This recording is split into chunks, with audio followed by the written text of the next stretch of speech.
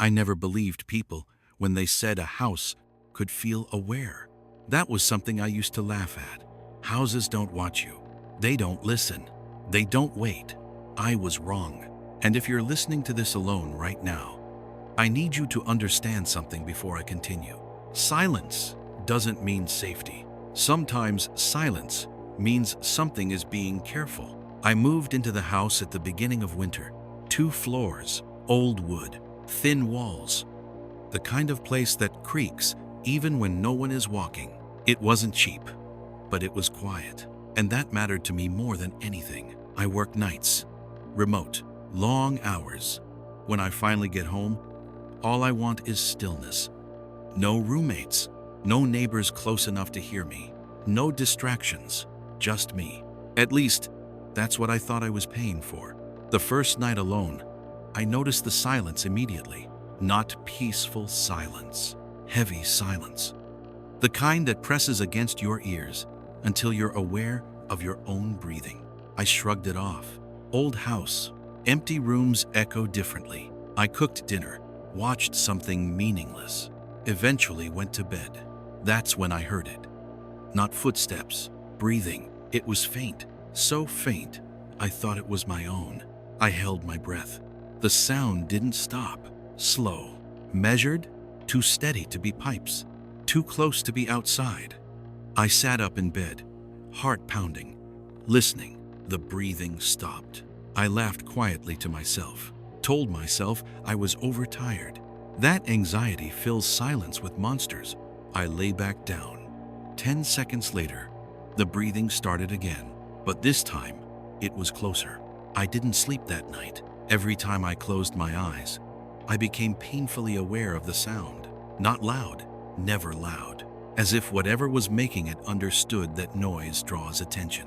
By morning, I had convinced myself it was nothing.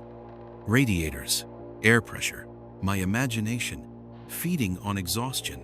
I showered, got dressed, went to work. I didn't think about it again until that night. I was in the kitchen, washing dishes, when I felt it. That sensation you get when someone is standing too close behind you. The air felt occupied. I turned around. Nothing, but the breathing was there again. Not echoing, not bouncing off walls. Directional, coming from the hallway. I froze. The breathing stopped. I waited. Seconds passed. Then minutes. Nothing. I told myself the same lie again. Old house. Sounds travel strangely. I went to bed with every light on. The next few days were quiet. No breathing, no strange feelings. I relaxed. Started feeling silly for being scared. That's the worst part. When fear gives you a break, you think it's gone. On the 5th night, I woke up at 3:12 a.m. I know the time because the digital clock beside my bed was glowing bright red in the dark. 3:12. I woke up because something felt wrong. The air felt thick, pressurized. Then I heard it, breathing. Right next to the bed. I didn't move, didn't blink, didn't even breathe. The sound was unmistakable now. Wet. Human.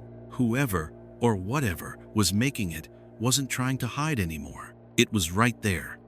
Close enough that I could tell it was breathing through its mouth. Slow inhale, slow exhale. I squeezed my eyes shut. My heart was beating so loudly I was sure it could hear it. The breathing paused. Then I felt it. A shift in the mattress.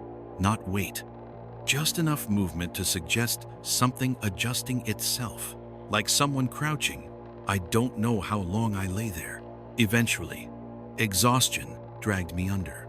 When I woke up, the house was empty. Or, at least, it looked that way. That morning, I noticed something small. My bedroom door was open. I always close it. Always. I stood there staring at it.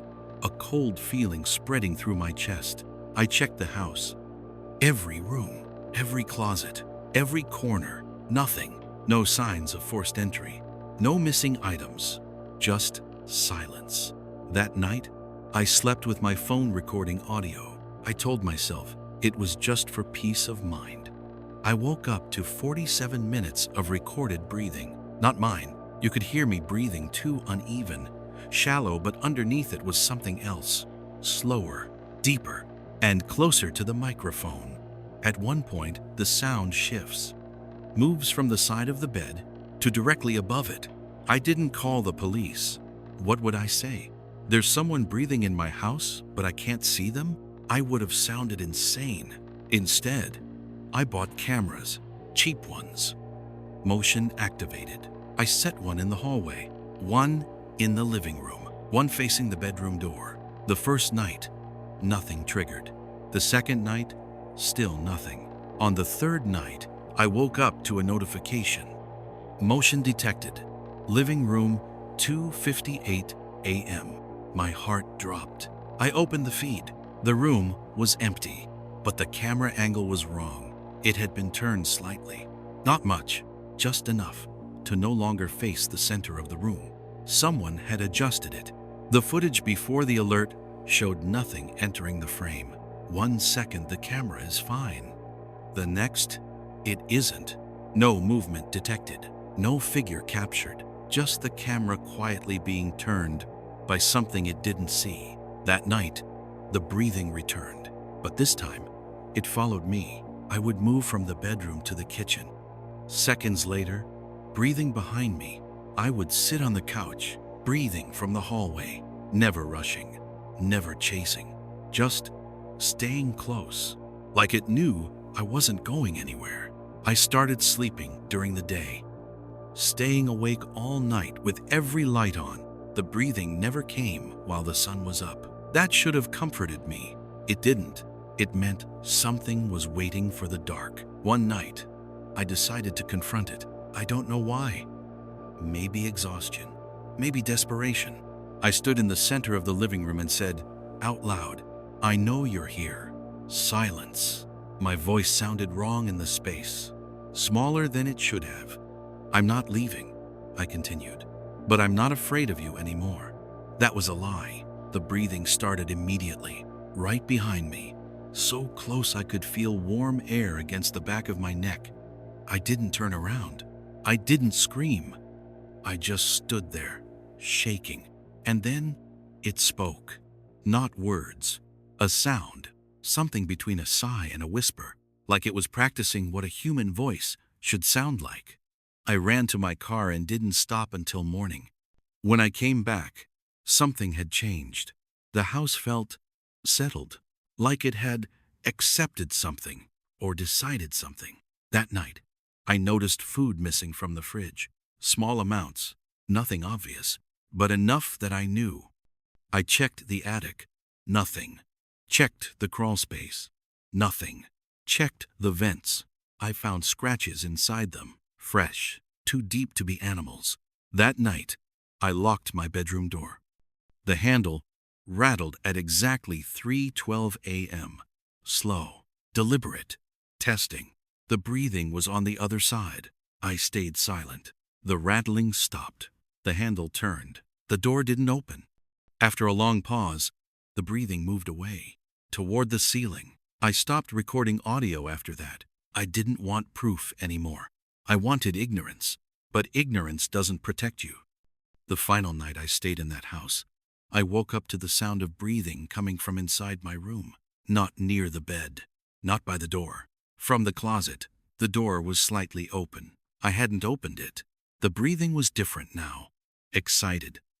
I reached for my phone. The screen lit up, and in that moment, the breathing stopped. I felt something move, fast. I ran, didn't grab anything, didn't look back. I left the house and never returned. I sleep with noise now. Fans, music, TV. Silence feels dangerous. I don't know what lived in that house. I don't know how long it had been there, but I do know this. It learned my schedule, my habits, my breathing. And the reason I never saw it is because it didn't want to be seen. Not yet. Sometimes, late at night, when everything goes quiet for just a second, I hear breathing, and I remember something I realized too late. I wasn't alone. I was just being observed. And whatever was in that house is very good at waiting. I thought leaving the house would end it. That's the lie. People cling to the idea that horror is tied to a place, an address, a room, four walls you can abandon. But some things don't live in houses. They live around people. The first night in my new apartment, I slept with the lights on and the TV playing static noise. I barely slept at all, but at least the silence never fully arrived. For a while, that felt like safety. Weeks passed. No breathing, no movement, no sense of being watched. I started to believe the house was the problem. Mold in the walls, stress-induced hallucinations, a nervous breakdown that needed a change of scenery. I stopped telling myself the story. That's when it reminded me. It happened on a Tuesday. I remember because Tuesdays are boring. Nothing ever happens on Tuesdays. I was brushing my teeth when I noticed the mirror fogging unevenly, not from steam, from breath. One slow cloud forming behind my reflection. I froze. The fog lingered for a second longer than it should have. Then, it faded. I didn't turn around. I didn't need to. I knew. That night, I heard breathing again. Not inside my apartment. Outside my bedroom door. The same pace. The same patience. As if it had followed me and waited for me to settle in before reminding me it was still there. I sat on my bed, listening. The breathing never crossed the threshold. It stayed in the hallway, respectful, learning. I started testing it, sleeping at different hours, leaving lights on, then off, making noise, then staying completely still. It responded every time, not immediately, never urgently. If I stayed up all night, it stayed quiet. If I slept during the day, nothing happened. But the moment darkness and stillness aligned, the breathing returned. Always just outside my room, I set up cameras again. Better ones this time. Every hallway angle covered. The footage showed nothing, but the audio. The audio picked up something strange. Between breaths, there was another sound. A subtle click, like a tongue against teeth. As if it was trying to remember how mouths work. The worst part wasn't the fear. It was the familiarity. It knew when I was pretending to sleep. It knew when I was awake with my eyes closed. Sometimes, if I shifted too suddenly, the breathing would stop instantly. Other times, if I stayed perfectly still, it would move closer, testing boundaries. One night, I whispered, "What do you want?" The breathing paused. Then, very softly, I heard the sound again. That almost word, that almost voice. It sounded closer to my name than anything else. I started dreaming about it, not seeing it, never seeing it. Just standing in familiar places, feeling that presence behind me. In the dreams, I always knew one thing. If I turned around, it would be over. Not because I'd see it, but because it would stop pretending. I woke up every time before I turned, covered in sweat, heart racing, always at 3:12 a.m. The first time it entered my room, it didn't make a sound. I knew it was there because the air changed. Thicker, warmer, like sharing breath with something that didn't need lungs. I felt the mattress dip again, that careful, practiced movement. I didn't react. I didn't scream. I didn't move. I let it think I was asleep. The breathing hovered above me. Then, I felt something new. A hand. Not touching. Hovering inches from my face. As if it was memorizing me. Learning the shape of a human. After a long time, it withdrew. The door closed. The breathing moved away. I stayed frozen until morning. The next day, I found something on my phone. A voice memo. Time-stamped 3:12 a.m. I don't remember recording it. I wish I hadn't listened. Most of it was just breathing. Mine and something else. Matching it. Practicing. Near the end, there was a whisper. Clearer than before. Almost successful. It said my name. And then it said, "Still." That's when I understood. It wasn't stalking me. It wasn't haunting me. It was rehearsing. And when it finally speaks clearly, When it finally sounds human, it won't need to stay hidden anymore. Because by then, no one will believe the difference. After the voice memo, I stopped pretending this was something I could outrun. You don't escape something that can follow your sleep. I deleted the recording, then deleted it again from the trash folder, like that would erase the memory of my own name being spoken by a mouth that didn't belong to anyone. I didn't tell anyone about it. Saying it out loud would have made it real in a way I wasn't ready for.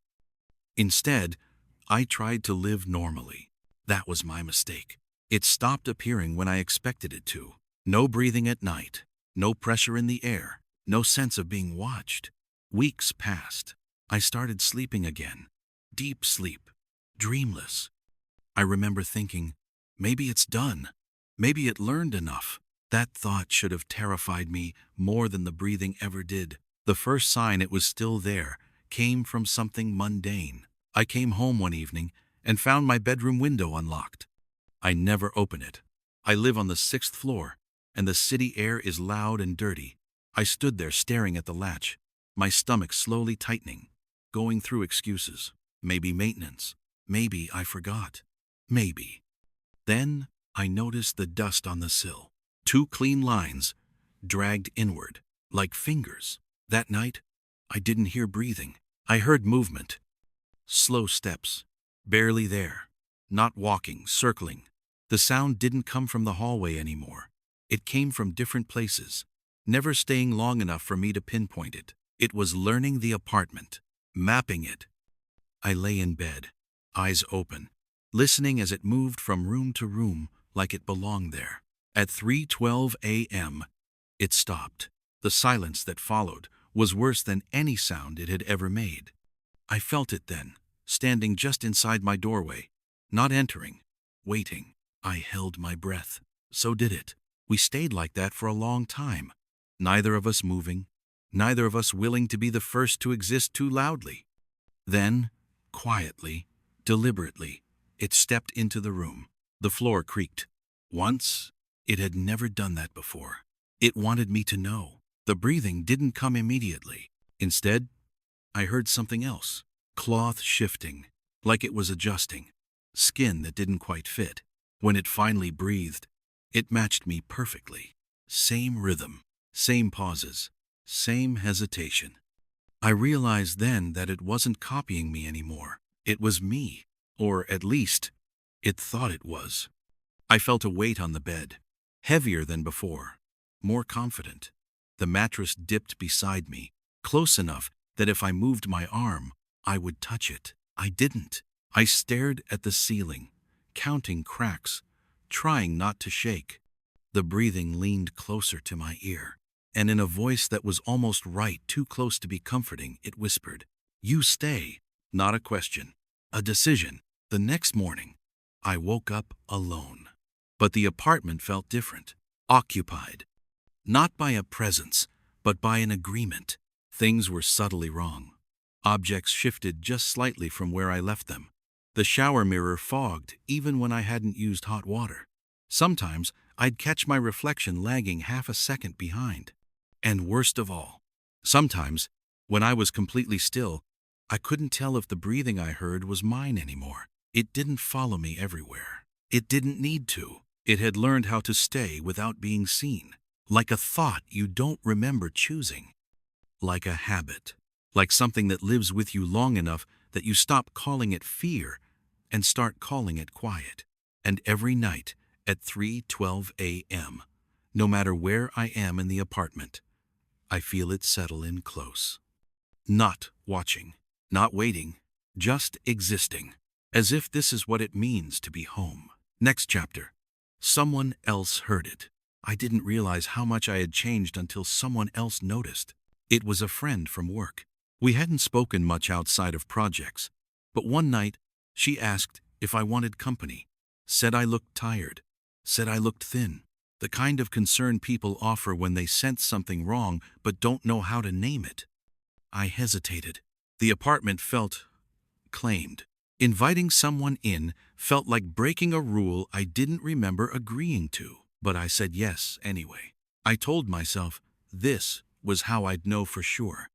If someone else heard it, then I wasn't imagining anything. She arrived just before midnight. We ordered food, talked about nothing, laughed too loudly, like noise itself was a shield. I watched her constantly, waiting for the moment her expression would change. It didn't, not at first. At 3:11 a.m., she stopped mid-sentence. "Do you hear that?" she asked. My stomach dropped. I hadn't noticed it yet. That terrified me more than anything else. "Hear what?" I asked, forcing my voice to stay steady. She tilted her head. "It sounds like breathing." The room went cold. There it was, soft, measured, patient, coming from the hallway. I watched her face carefully, waiting for confusion, for doubt, for laughter. Instead, her eyes narrowed. "That's not you," she said quietly. The breathing stopped, immediately, like it was listening to us now. Neither of us moved. Seconds passed. Then the air shifted. I felt it before I heard it, movement without sound, presence without weight. My friend's hand tightened around the edge of the couch.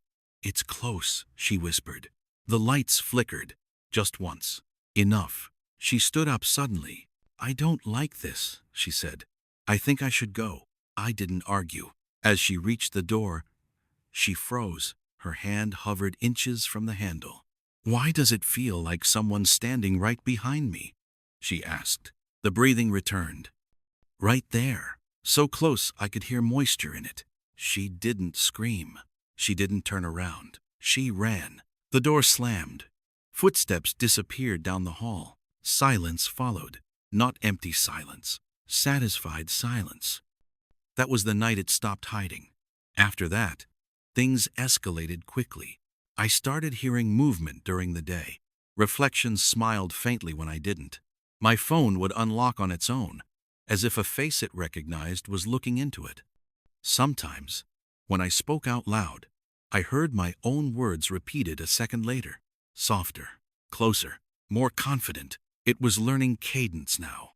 Emotion, intention. It didn't just want to sound human. It wanted to replace something.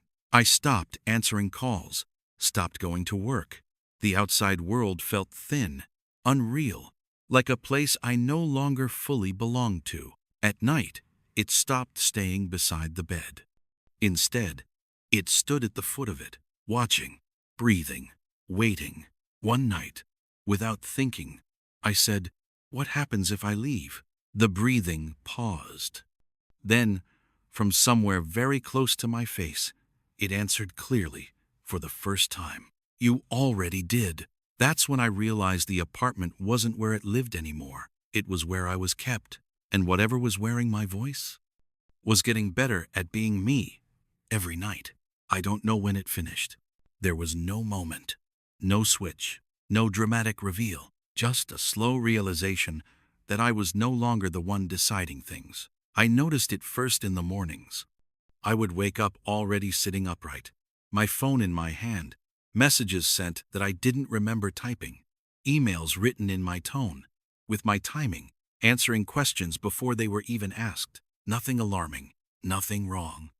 That was the problem. It knew how to be acceptable. I stopped trying to leave after the day I found my keys missing.